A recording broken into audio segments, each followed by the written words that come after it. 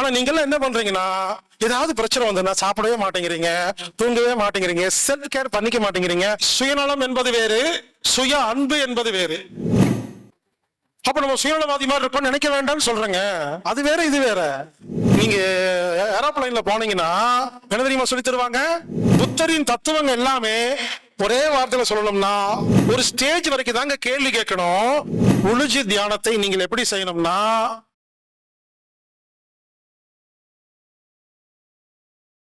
நாம பிரச்சனை வந்தா தாங்க யாருமே சாப்பிடறதே இல்லைங்க. ஏன் சாப்பிடறது இல்ல?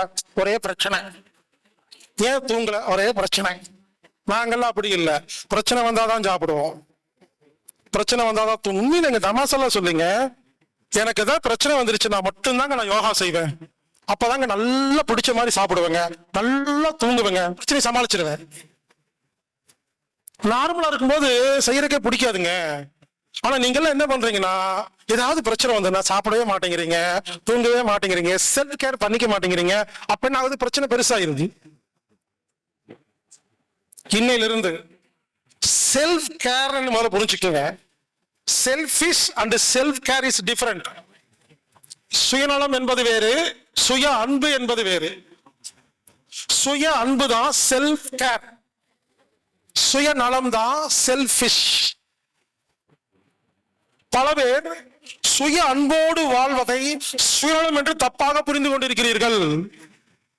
உங்க ஹஸ்பண்ட் போன் பண்ணி நைட் இட்லி செஞ்சு வைன்னு சொல்றாரு. உங்களுக்கு இட்லி பிடிக்காது. என்ன பண்றீங்க? ஹஸ்பண்டுக்காக இட்லி செஞ்சு வச்சுக்கிட்டு அதையும் நீங்க சாப்பிடுறீங்க இல்லைங்களா? உங்களுக்கு செல்ஃப் கேரே இல்லைன்னு சொல்லுவேன் நான். உங்களுக்கு சப்பாத்தி தான் பிடிக்கும்னா நீங்க 4 சப்பாத்தி சுட்டு அவருக்கு 4 இட்லி செஞ்சுட்டு அவருக்கு இட்லி கொடுத்துட்டு நீங்க சப்பாத்தி உட்கார்ந்து சாப்பிடணும். இதுதான் செல்ஃப் கேர். அப்ப நம்ம சுயநலவாதி மாதிரி இருப்போம் நினைக்க வேண்டாம்னு சொல்றேங்க. அது வேற இது வேற. புரிஞ்சுங்களா? சுயநலம் என்பது வேறு, சுய அன்பு என்பது வேறு. பலருக்கு ஏன் நோய் வந்திருக்குன்னா, ஏன் மன துன்பமா இருக்குன்னா, உங்களுக்கு சுய அன்பே கிடையாது. உங்களை நீங்களே கேர் பண்றதே இல்லை. பொண்ணு குழந்தைய வளர்த்துறேன் அதனால கேர் பண்ணிக்கிறது இல்ல, இல்ல ஹஸ்பண்ட வளர்த்துறேங்கிறது, இல்ல பொண்டாட்டி வளர்த்துறேங்கிறது. நீங்க முதல்ல வளருங்க. முதல்ல நம்ம நல்லா இருக்கணுங்க. இப்போ நீங்க ஏரோப்ளைன்ல போனீங்கன்னா என்ன தெரியுமா சொல்லி தருவாங்க? திடீர்னு ஆக்சிடென்ட் ஆயிருச்சு, திடீர்னு ஃபயர் ஆச்சுன்னா குழந்தைக்கு அந்த மாஸ்க் எடுத்து மாட்டாதீங்க, நீங்க முதல்ல மாட்டுங்க, அப்பதான் குழந்தைய காப்பாற்ற முடியும்னு சொல்லுவாங்க. நாம நல்லா இருந்தாதான் அவங்களை காப்பாற்ற முடியும். பல பேர் நீங்கள் நல்லாவே இல்லை, ஏன்னா யாரையோ காப்பாத்துறே நீங்க நல்லா இல்ல. எனவே செல்ஃப் கேர் முக்கியங்க. இந்த உளுஜி தியானம் வந்து செல்ஃப் கேரை பத்தி மெயினா சொல்லுது. புத்தரின் தத்துவங்கள் எல்லாமே ஒரே வார்த்தையில சொல்லணும்னா செல்ஃப் கேர். நீங்கள் உங்களை கவனிக்கணும், உங்களை பார்த்துக்கணும். நீங்க சத்தத்தை கேளுங்க, முதல்ல உங்க கண்ணுல முதல்ல பாருங்க, உங்க உடம்ப கவனிங்க, உங்க சுவையை ரசிங்க. நீங்களா இருந்தீங்கன்னா உங்களுக்கு சிந்திக்கும் திறன் வரும், சிந்தித்தால் எல்லாமே புரிந்துவிடும். ஞானத்தால் மட்டுமே இந்த உலகத்தை வெல்ல முடியும் சொன்ன குருநாதர்கள்ல உலுஜி ஞானியும் புத்தரும் வேதாத்ரி மகரிஷியும் அடங்குவார்கள். வேதாத்ரி மகரிஷி ஐயா மட்டும்தான் எனக்கு தான் எல்லாமே தெரியும்னு சொல்லாத ஒரே சாமியாருங்க. கட்டுறது கைமண் அளவு, என் தோல் மேல் இருந்து பாருங்கள் என்று சொன்னது வேதாத்ரி மகரிஷி ஐயா. மற்றவங்க எல்லாம் நான் தான், எனக்கு தெரியாதெல்லாம் ஒண்ணும் கிடையாது அப்படின்னு சொல்லியிருக்காங்க. புரிஞ்சுக்குங்க. அறிவு திருக்கோயில் அப்படின்னா மனவளக்கலை மன்றம் என்னன்னா நமது அறிவை ஒழுங்கு செய்யும் இடம். சோ நான் என்ன சொல்றேன்னாங்க, உளுஜி தியானம் பண்ணி பாருங்களேன், உங்களுக்கு எல்லாமே புரிஞ்சிடும் சொல்றேங்க. ஒரு ஸ்டேஜ் வரைக்கும் தாங்க கேள்வி கேட்கணும், அதுக்கப்புறம் கேள்விக்கு பதில் சொல்ல ஆரம்பிக்கணும். என்னோட இமெயிலுக்கு 15 வருஷமா சில பேர் கேள்வி கேட்டுக்கிட்டே இருக்கிறாங்க. ஒரு 4 வருஷம் 3 வருஷம் கேள்வி கேட்கலாம், அதுக்கப்புறம் நீங்க கேள்விக்கு பதில் சொல்ற இடத்துக்கு எப்ப போவீங்க? ஏன் நீங்க கேள்வி கேட்டுட்டே இருக்கீங்கன்னா, கேள்விக்கு மட்டுமே பதில் தெரிந்து கொள்ளும் முறை கேள்வி கேட்டுக்கொண்டே இருப்பீர்கள். கேள்விக்கு பதிலாக கான்செப்டை புரிந்து கொண்டால் கேள்விக்கு பதில் அடங்கும். இப்ப எனக்கு ஒருத்தர் போன் பண்ணி ஒரு கேள்வி கேட்கிறார். சார் நான் லண்டன்ல இருக்கிறேன், நான் எண்ணெய் தேய்ச்சி குளிக்கலாமா கேட்கிறாரு. நான் உடனே வெயில் வரும்பொழுது குளிங்க, வெயில் காலத்துல குளிங்க உடனே போன் வச்சிடறாரு. அவருக்கு இன்னொரு கேள்வி எனக்கு போன் பண்றாரு. நான் புரிஞ்சுக்குங்க, நான் ஒரு பதில் சொன்னா எனக்கு ஒரு கான்செப்ட் புரிஞ்சிருக்குது, அதுல இருந்து பதில் சொல்றேன். அதே கான்செப்ட புரிஞ்சுக்கிறதுக்கு நீங்க ட்ரை பண்ணீங்கன்னா ஒரு 500 கேள்விக்கு பதில் கிடைக்கும். உதாரணத்துக்கு ஒரு அரசியல்வாதி, அவரை பத்தி எனக்கு அடிக்கடி போன் பண்ணுவாங்க, இவர் நம்பலாமான்னு. நான் சொல்லுவேன் அவர் பக்கா ஃப்ராடு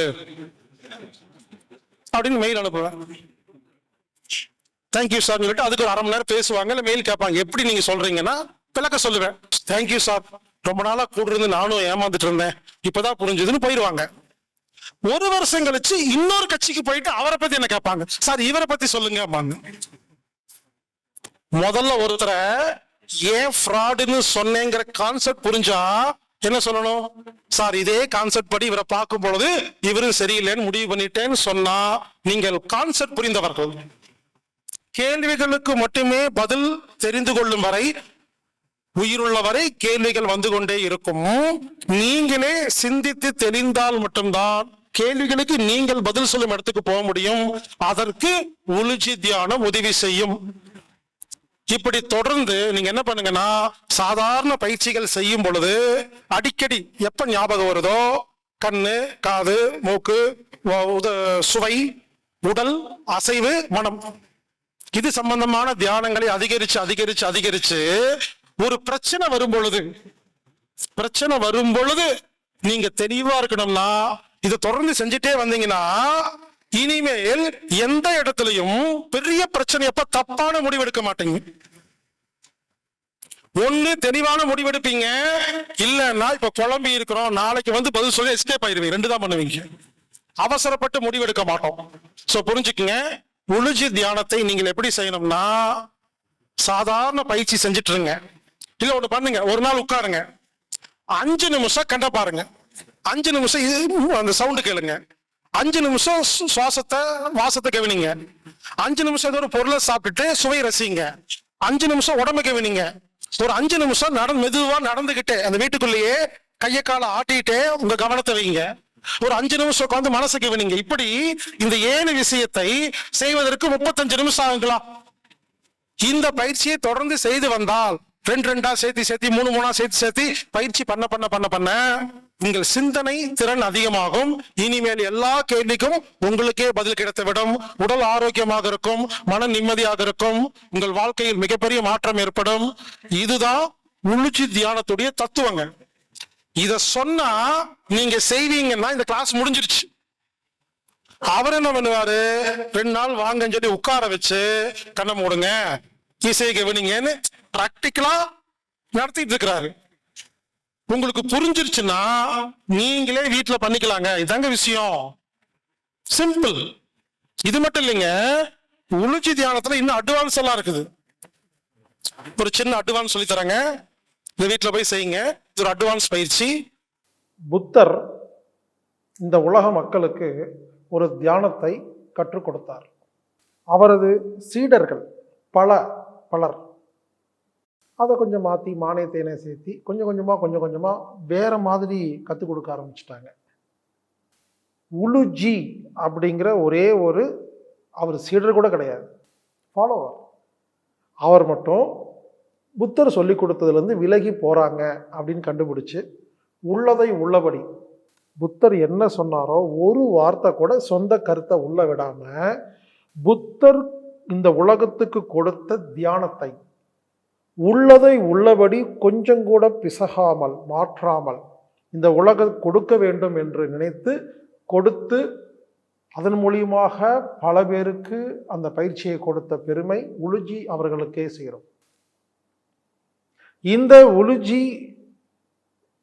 ஞானியிடம் அவருடைய ஆசிரமத்தில் நேரடியாக சென்று கற்றுக்கொண்ட எனது நண்பர் எனக்கு அதை கற்றுக் கொடுத்தாரு.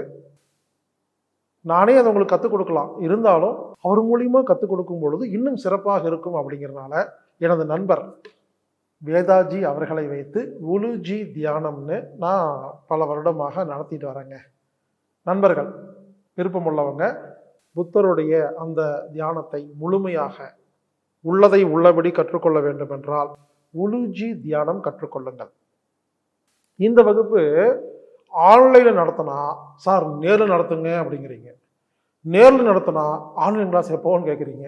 மாறி மாறி வருங்க, ஒவ்வொரு மாதம் ஒரு மாதிரி இருக்கும். நீங்கள் anatomictherapy.orgங்கிற வெப்சைட்டில் போய் பார்த்துட்டு எப்போ எங்கே நடக்குதுன்னு பார்த்து நீங்கள் கலந்துக்கலாம். மே மாதம் 27ஆம் தேதியும் 28ஆம் தேதியும் நேரடியாக வந்து தங்கி கற்றுக்கொள்ளும் பயிற்சி பொள்ளாச்சி அருகே ஆழியால் நடக்குதுங்க. உலுஜி தியானம் நேரடியாக வந்து கற்றுக்கொள்ளுங்கள். ஆண்கள், பெண்கள், வயதானவர்கள் யார் வேணாலும் வரலாங்க. ஒரு அருமையான, ஒரு எளிமையான, சிறப்பான ஒரு பயிற்சி உலுஜி தியானம். வாருங்கள், கற்றுக்கொள்ளுங்கள், பயன்படுங்கள். கண்டிப்பாக புக் பண்ணிட்டு வாங்க. பல பேருக்கு இருக்கிற ஒரு முக்கியமான சந்தேகம் என்னன்னா, சாதாரண தியானத்துக்கும் உலுஜி தியானத்துக்கும் என்ன வித்தியாசம், நாங்கள் ஏன் உலுஜி தியானம் கற்றுக்கணும் அப்படின்னு பல பேர் கேட்குறீங்க. அதாவதுங்க, பொதுவாக தியானம்னாவே கண்ணை மூடி தியானம் பண்ணணும், சத்தமில்லாத இடத்துல தியானம் பண்ணணும், உடம்பு அசைக்காமல் இருக்கணும்னு தான் நமக்கு கற்றுக் கொடுத்துருக்காங்க. இந்த உலுஜி தியானம் எப்படின்னா, நீங்கள் கண்ணை திறந்தும் பண்ணலாம், கண்ணை மூடியும் பண்ணலாம், உடம்பு அசைச்சிட்டே தியானம் பண்ணலாம், அசைக்காமையும் பண்ணலாம், சத்தம் இல்லாத இடத்துலையும் பண்ணலாம், பயங்கரமான சத்தம் இருக்கிற இடத்துலையும் பண்ணலாம், எப்போ வேணாலும் பண்ணலாங்க. அதாவது தியானம் பண்ணுறதுக்குன்னு ஒரு இடம் வேணும், அது இப்படித்தான் இருக்கணும் அப்படிங்கிறது சாதாரண தியானம். உலுஜி தியானம் என்னென்னா, அதுக்கெல்லாம் நேரங்காலம், இடம் அதெல்லாம் எதுவுமே தேவையில்லைங்க. எந்த இடத்துலையும் எந்த சூழ்நிலையிலும் பண்ணலாம், at any cost, any place. வித்தியாசமாக இருக்கும். அது ஏன்னு கேட்டிங்கன்னா, நமக்கு பிரச்சனை வரும் பொழுது அங்கே சத்தமாக தாங்க இருக்கும். இப்போ நமக்கு ஒரு பிரச்சனை வந்துருச்சு, அங்கே சமாளிக்கணும், அங்கே உடம்பு ஆட்டிகிட்டு இருப்போம், சத்தம் இருக்கும், கண்ணை திறந்துருப்போம். அப்போ எப்படி தியானம் பண்ணுறது? அப்போது கண்ணை திறந்து உடம்பை அசைத்து கொண்டிருக்கும் பொழுது சத்தங்கள் இருக்கும் பொழுதே நீங்கள் தியானம் பண்ணி கற்றுக்கிட்டிங்கன்னா இதை விட என்னங்க வேணும்? அதனால் உலுஜியோட சிறப்பு என்னென்னா, எந்த நேரத்துலையும் செய்யலாம், எப்படி வேணாலும் செய்யலாம். ஒரு அருமையான தியானங்க. இந்த அனுபவத்தை நான் என்னதான் வாயில் சொன்னாலும் உங்களுக்கு புரியாது. நேரில் அந்த வகுப்பை கலந்துக்கிட்டால் மட்டும்தான் உங்களுக்கு ஒரு வித்தியாசமான அனுபவம் வரும். அது இது வரைக்கும் கிடைக்காத அனுபவமாக இருக்கும். ஒவ்வொருத்தருக்கும் ஒவ்வொன்றும் வரும். ஆனால் அனுபவிக்கும் பொழுது மட்டும்தான் உலுஜி தியானத்தின் அருமை புரியும்.